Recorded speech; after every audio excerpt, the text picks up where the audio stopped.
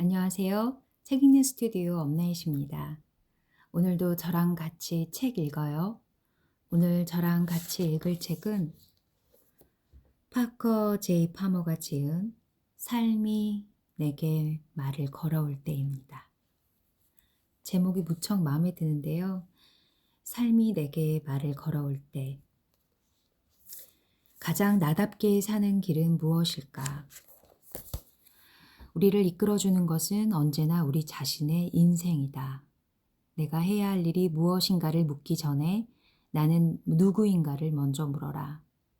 인생에서 무엇을 이루려 하기 전에 인생이 당신을 통해 무엇을 이루고자 하는지에 귀 기울여라. 인생의 문이 닫힐 때 그 앞에 너무 오래 서 있지 말라. 문이 닫힐 때 나머지 세상이 열린다. 닫힌 문을 두드리기를 멈추고 돌아서면 넓은 인생이 우리 영혼 앞에 활짝 열린다. 삶이 그저 지나가는 듯 느껴질 때, 어디로 가야 할지 알 수 없을 때, 이 책을 펼치고 인생이 당신에게 들려주는 이야기에 귀 기울여라. 파커 제이 파머 이 저자는요, 미국의 존경받는 교육 지도자, 사회운동가로 그리고 작가로 활동하고 있습니다. 교육 공동체 리더십, 영성과 관련해서 사람들은 그를 교사의 교사 또는 위대한 스승이라고 부릅니다. 이 책을 통해서 이 작가 파머는 정말 놀라울 정도로 솔직하게 자기 고백을 하고요. 그리고 그의 그 통찰력으로 인생의 좌절과 성공, 그리고 나약함과 강인함에 대해서 이야기를 합니다. 책장을 넘길 때마다 이 작가 특유의 부드러운 유머와 따뜻함이 진정한 자기의 길을 찾는 사람들에게 구체적으로 그 길을 안내를 해줍니다.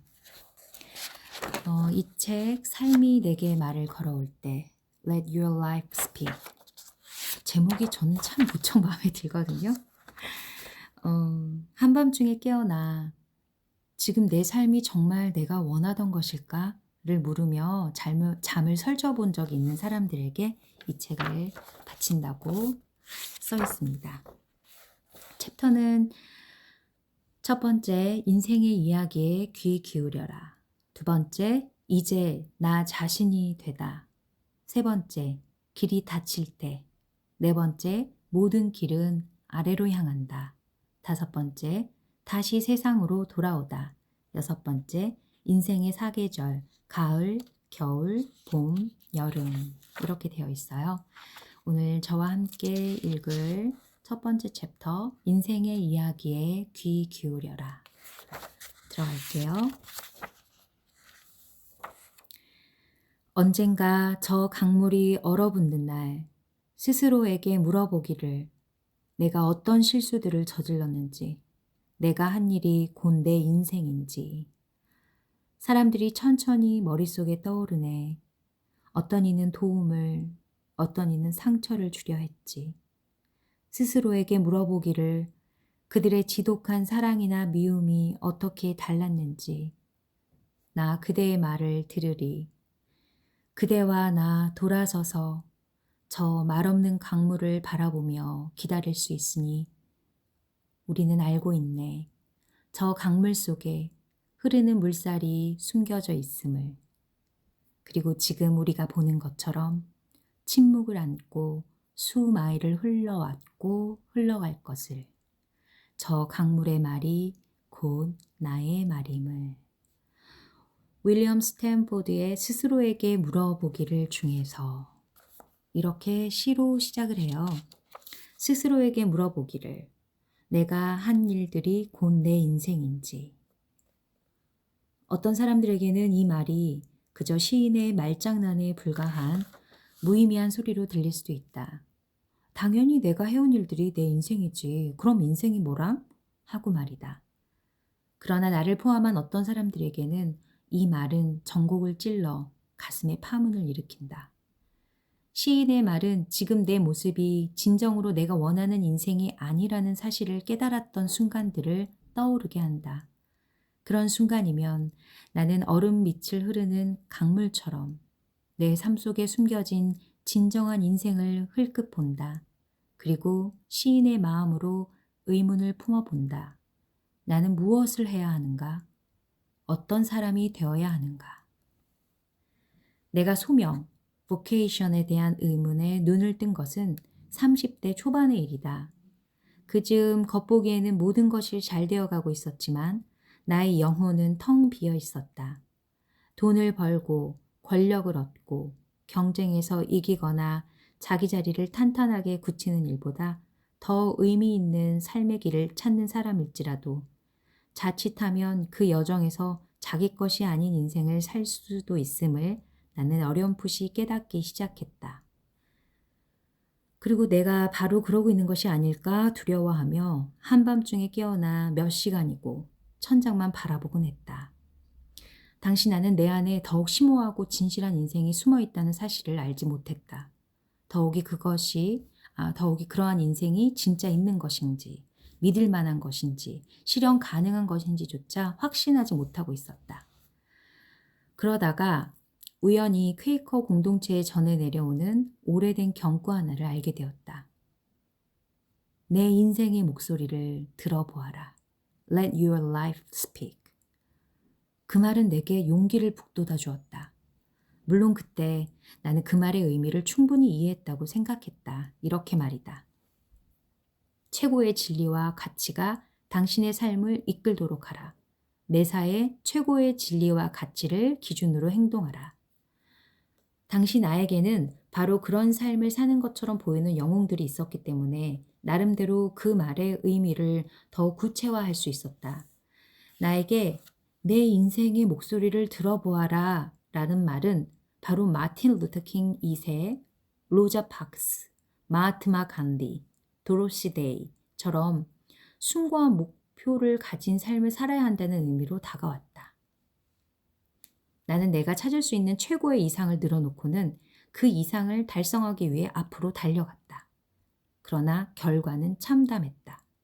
대부분 어처구니 없는 결말이었고 때로는 우스꽝스럽기까지 했다. 언제나 그 결과는 비현실적이었고 진정한 나 자신을 왜곡하는 것이었다. 원인은 나의 내면에서 밖으로 뻗어나간 삶이 아니라 바깥 세계에서 안으로 밀려 들어온 삶이었기 때문이다. 나는 내 마음에 귀를 기울이기보다 영웅들의 인생을 흉내내는 고상한 길을 찾았던 것이다. 참 솔직하죠? 30여 년이 지난 오늘 내 인생의 목소리를 들어보아라 라는 말은 사뭇 다른 의미로 다가온다. 그 말 속에 내포된 여러 가지 의미와 나 자신의 단순하지 않은 경험을 그대로 반영하는 다음과 같은 의미로.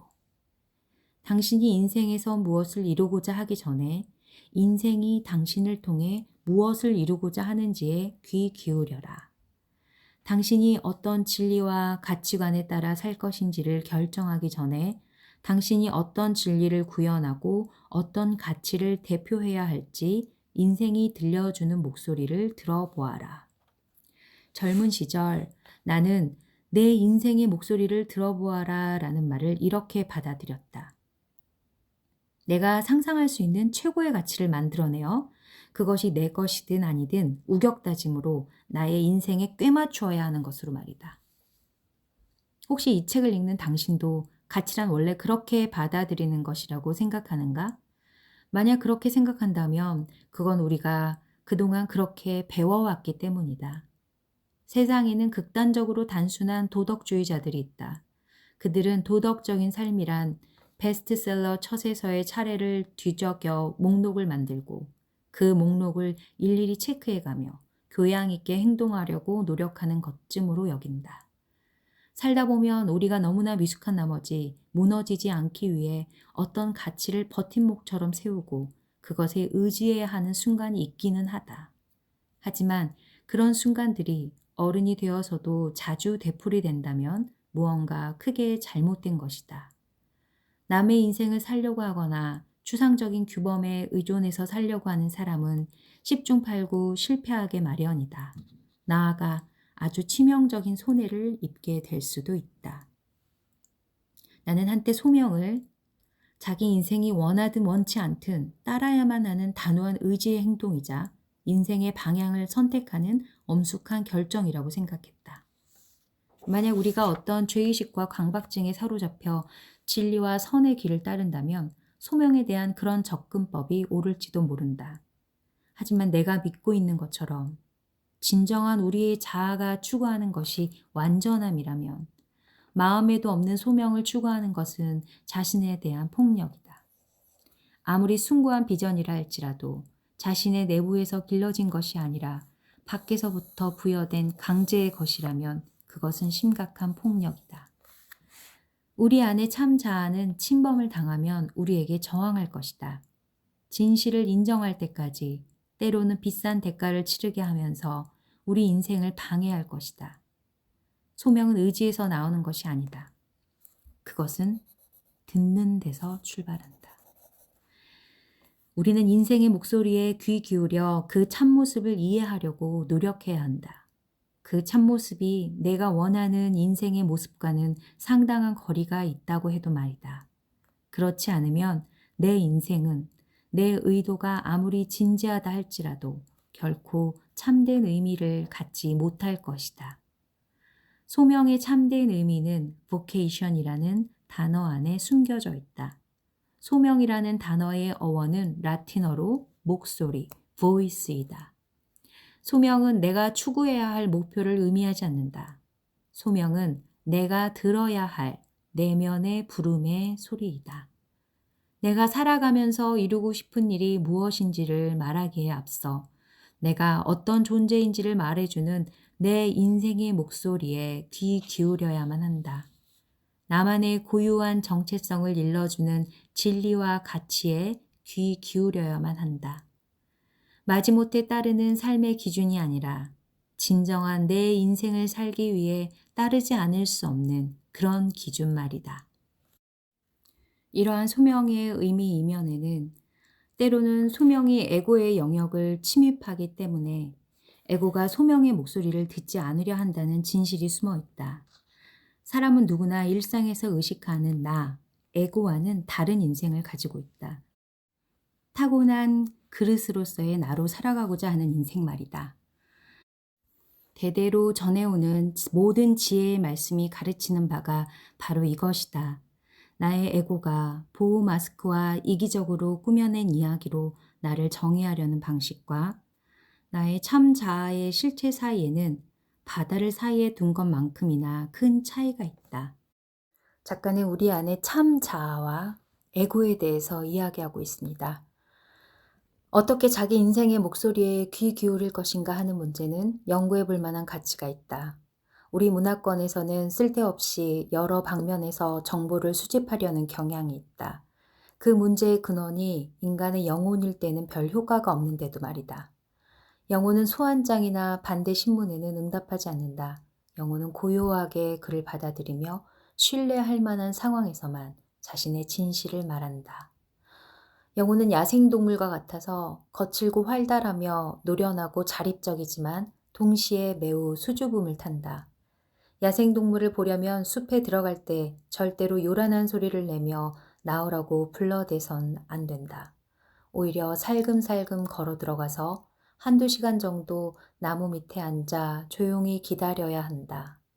그때 우리가 기다리던 동물이 모습을 나타내고 그토록 보고 싶어 하던 야생의 모습을 만날 수 있게 된다.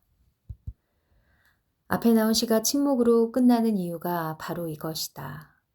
내가 하는 말이 침묵 속에서 나의 영혼으로부터 들은 그 말 그대로이기를 소망한다. 그리고 이 책을 읽는 독자들이 우리 주변을 둘러싸고 있는 침묵의 소리를 들을 수 있기를 소망한다. 네, 오늘은 여기까지 읽어요. 여러분, 스튜디오 업라이트와 함께 책 읽으면서 즐거우셨나요? 늘 삶의 변화와 성장에 감사하고 더 배우는 것과 나누는 것을 소망하는 스튜디오 업라이트입니다. 다음 시간에 계속 이어서 같이 읽어요. 공유와 구독, 좋아요.